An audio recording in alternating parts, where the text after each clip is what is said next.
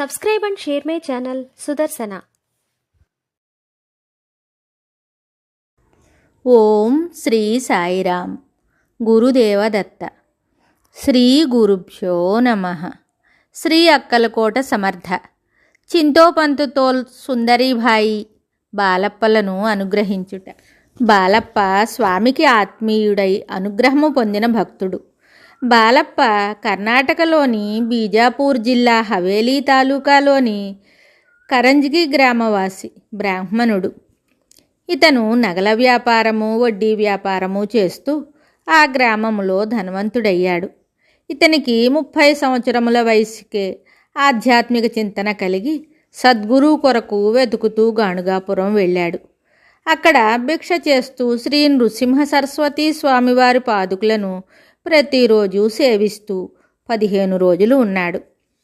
ఒకరోజు బాలప్పకు శ్రీ దత్తప్రభువు స్వప్నంలో దర్శనమిచ్చి అక్కలకోట వెళ్ళమని ఆదేశించారు. కానీ బాలప్ప గాణుగాపురంలోనే పాదుకులను సేవిస్తూ అచ్చటనే ఉండిపోయాడు. 2 నెలల తరువాత దత్తప్రభువు అతని స్వప్నంలో కనిపించి అక్కలకోట వెళ్ళమని మరలా ఆదేశించారు. అక్కలకోట సమర్థుల వారు బాలప్పకు దిగంబరులుగా దర్శనమిచ్చారు. ఇది స్వామీజీ పిలుపుగా అనుకుని అతడు అక్కలకోట చేరాడు. బాలప్ప అక్కలకోట చేరి ఖాస్బాగ్ తోటలో ఉన్న స్వామిని మొదటిసారి దర్శించి కలకండ సమర్పించుకున్నాడు. స్వామిని దర్శించగానే అది గాణుగాపురంలో తన స్వప్నంలో దిగంబరంగా దర్శించిన రూపమేనని తెలుసుకున్నాడు. స్వామి పాదములపై శిరస్సు నుంచి వాటిని కళ్ళకు అద్దుకుని నమస్కరించాడు. తాను గురువు కొరకు వెతుకుతూ వచ్చాడు. ఇప్పుడు తనకి తగిన గురువు సమర్థుల వారు లభించారని అతను అనుకున్నాడు. స్వామి వద్ద కొద్ది కొద్దిగా ప్రారంభించిన సేవ క్రమముగా ఎక్కువై స్వామి సాన్నిహిత్యానికి ఎక్కువ అవకాశం కలిగింది. స్వామికి భక్తులు సమర్పించుకున్న కానుకలు బాలప్ప భద్రపరిచేవాడు.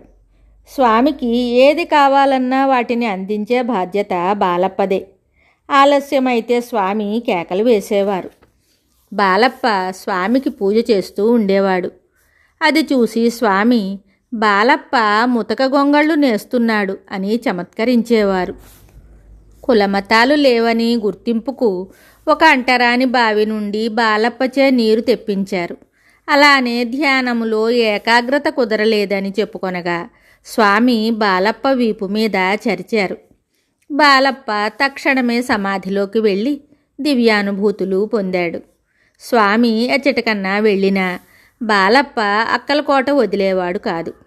స్వామి పూజలో అందరికంటే బాలప్పకు ముందు అవకాశం లభించేది. ఒకసారి బాలప్పకు తన పేరున్న ఉంగరం ఇచ్చి స్వామి ఆశీర్వదించారు. మరి ఒకసారి బాలప్పకు స్వామి రుద్రాక్షమాల, పాదుకలు, కౌపీనము, ఒక కాషాయ జెండాను ఇచ్చి ఔదుంబర వృక్ష సమీపంలో ఒక మఠాన్ని నిర్మించమని ఆదేశించారు. బాలప్ప అలానే మఠం నిర్మించాడు. దీనినే బాలప్ప మఠంగా భక్తులు దర్శించుచున్నారు. ఈ బాలప్పయే స్వామి తరువాత గురువు అయ్యాడు. శ్రీ స్వామి సమర్థ. జయ జయ స్వామి సమర్థ. శుభం. Subscribe and share my channel Sudarsana.